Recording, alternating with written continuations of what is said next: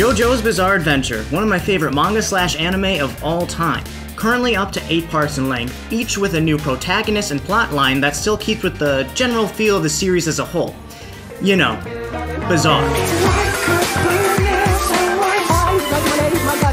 One discussion I hear often is the entertainment value of Part 1. I have found that some people recommend starting at Part 3, which is fair. It does introduce the staple of stands for the rest of the series. I was inclined to recommend this to newcomers as well, as I can see how Part 1 feels a bit slower compared to the rest of the series. In my third watch through of Part 1, I changed my tune. This first part is the origin stories of JoJo's, and in knowing Jonathan, we can come to love the other Joestars more and find out what makes a Joestar a Joestar.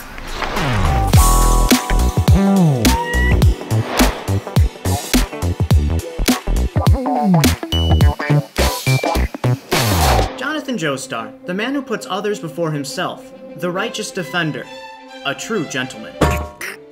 However, Jonathan wasn't born perfect, and he wasn't always the gentleman we see him become near the end of Part 1. Throughout Part 1, we can watch Jonathan's growth from rapscallion to a tried and true gentleman all the way to the end. When we follow Jonathan as a boy, we see that he is a bit rowdy and often scolded by his father to mind his manners. This upbringing is mirrored with Dio's upbringing. The differences between how Dario and George treat their boys exhibit the different values and perceptions of the world instilled into each of them. Without Dio's backstory alongside Jonathan's backstory, we wouldn't be able to see their growth and the practice that they pursue going forward. A true gentleman has no fear. He'll fight for those who can't. Even knowing it's a fight he has no chance of winning, he enters the fray. We will use Jonathan's own ideals to judge his actions as a gentleman. It's your only chance, Dio. Go out there and take this useless world for all you can get. Dio lives by his father's teachings, reinforced by the physical and emotional abuse of those around him. Jonathan is selfless. I did not take a beating just now for your sake! And comes off even more so contrasted by the selfishness of the antagonist. Jonathan's drive to become the true gentleman is challenged by the arrival of Dio. Dio's plan is to pull Jonathan down to his level, that level being the facade of a true gentleman. Dio constantly torments Jonathan, attempting to instill fear by turning his friends and love against him. Dio allows Jonathan to enter the fray and beats him down, discouraging him from the idea of putting up a fight. He also brings Jonathan to anger multiple times, coercing ungentlemanly conduct. Dio! When Dio cannot bring Jonathan to anger, he displays himself as his better in front of his dad, making Jonathan feel like less of a gentleman. Worst of all, when Dio kicks and eventually kills Danny, Jonathan has officially failed to fight for those who can't. At this point, Jonathan has become stunted as a gentleman. Our hero is starting at 0. In the blink of an eye, 7 years passed. Hell of a pass, JoJo! And things are all better now. Look at Jonathan and Dio, amazing brothers, best friends, an inseparable duo to the end. Jonathan and Dio act nice, but still hold grudges against each other. Presumably, Jonathan has not entered the fray in these 7 years, treating Dio as a brother, but internally hating him, too terrified of a confrontation. Jonathan's stunted growth as a gentleman bears its head when Dio makes an attempt on their father's life. Jonathan uncovers that Dio has poisoned George and must now confront his brother for the first time in 7 years. You can see the hesitancy in Jonathan as he pushes on Dio and stands up for not only himself, but his father. In this moment, Jonathan, like many Joestars who come after him, finds the resolve and enters the fray once again to fight for those who can't. We also see Jonathan do this in indirect ways. The reason why Dio was able to feed George poison was because the servant was too weak to bring it. So Jonathan asks only select servants to handle the medicine. When Jonathan enters a bad part of town to look for evidence of the poison, the carriage driver voices concern of the area. Jonathan gives him permission to leave for the driver's own safety. In Jonathan's confrontation with Speedwagon, he ends up befriending him and fights for his family. You have a family. People who expect you to return from this dark business. It is not my place to cause them grief. When faced with the ugliness of humanity, Jonathan risks his life to lift his fellow man up. Jonathan fearfully confronts Dio, resulting in George dying for his son. In his last moments, Jonathan's father leaves gifts for his son: the ring of Jonathan's mother, and a final teaching on humanity. George takes responsibility for how Dio turned out and tells Jonathan not to hate his adopted brother.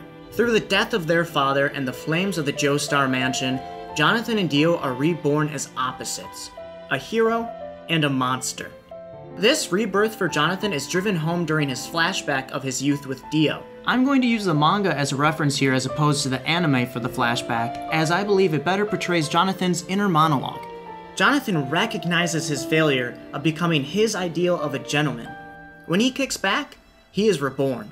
All that was good in that man, he passed it along to Jonathan, every bit of it! If Jonathan's youth with Dio was to break him down, then Jonathan's travels with Zeppeli are to let the voice of love take him higher. Okay, I'm done with the Part 4 references. How did Jonathan lose his fear and become the lion? How did Jonathan conduct himself as a gentleman while still entering the fray? Did Jonathan enter fights that he had no chance of winning? Please try to limit yourself to one question at a time. Zeppeli enters into the series taking away Jonathan's physical pain and exits, setting him on the path to come to terms with his emotional pain. Through mindful breathing, Jonathan can harness the power of Haman. What Zeppeli is teaching Jonathan is, yes, an anime power, but it's also a way to calm him down after these traumatic events. If your mind or heart are tempestuous, the caliber of your hormone will suffer. In order for Jonathan to become powerful, he must cast aside fear. This just so happens to be how Jonathan can accomplish becoming what he views as a gentleman. Jonathan is then put to the test against Jack the Ripper. At the beginning of the encounter, Jonathan shows fear while Zeppeli treats Jack as a flea. Would you call their behavior courageous? Of course not. It's hunger compelling them. Courage is to look your fear in the eye and know that it has no dominion over you. Jonathan gathers his courage at the end of the episode and defeats Jack the Ripper. Turn the corner so I can feast on you!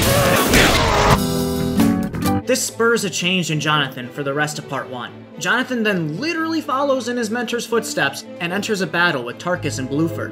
The knights have given up on their nobility and honor, deeming the world a place without redemption, promising to lay waste to it. By embedding Haman into Bluford's head, Jonathan was able to redeem Bluford's noble soul in the process. Once I'd have railed against the pain I feel. Now, going to my rightful end, I cherish all that proves me human. It gives me joy. Dio gave Bluford a life of pain and suffering. Jonathan gave Bluford a tranquil and joyful end. To help someone who couldn't have found peace without Jonathan's help, that too is fighting for someone who can't fight for themselves.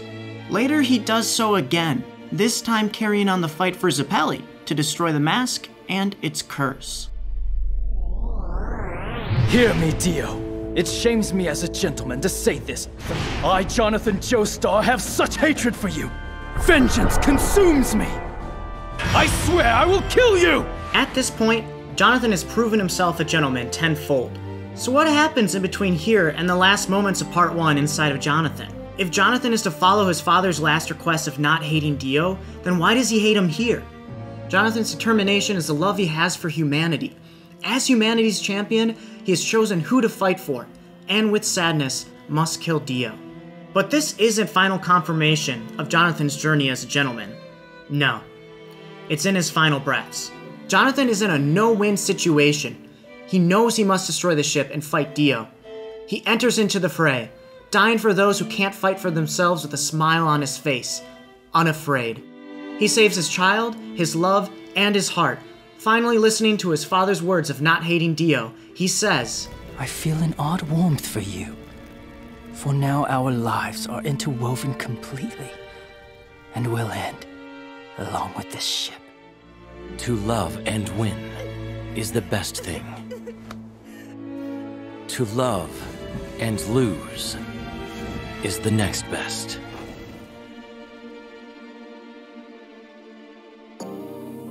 Part 1 is a drama, a tragedy, a hero's journey to becoming a gentleman, and the origin story to my favorite piece of manga and anime. I'll be honest, I wasn't sure how to end this appreciation video for Jonathan Joestar, so I splurged and bought, oh, it's actually kind of heavy, a bunch of hardcover of the manga because I'm collecting them. It's in here, in volume 1 of part 3, that I found an interesting note from Araki. Throughout the generations, the men of the Joestar family have been tall with broad shoulders, honest and true. they rise to high positions in society, only to fall to unfortunate fates. Travelers by nature, they are prone to curiosity. Love hits the Joestar men hard, but only once in a lifetime. Of course, comparing Jonathan to the rest of his bloodline can feel like a bit of a stretch given moments like these. If you don't calm down, I may have to make out with you. So what is a Joestar? There actually is no crime since that wallet was a gift, constable. True evil are those who use the weak for their own gain. I'll teach you justice with my stance! With true conviction, the human race can overcome anything! Let me demonstrate to just what heights a human being can rise! A Joestar is determination, resolve, compassion, righteousness, honest and true. Each being presented from different personalities, styles, and abilities, while still holding true to the Joestar legacy built with Part 1 and Jonathan. Yeah, I don't think I'll be skipping Part 1 again.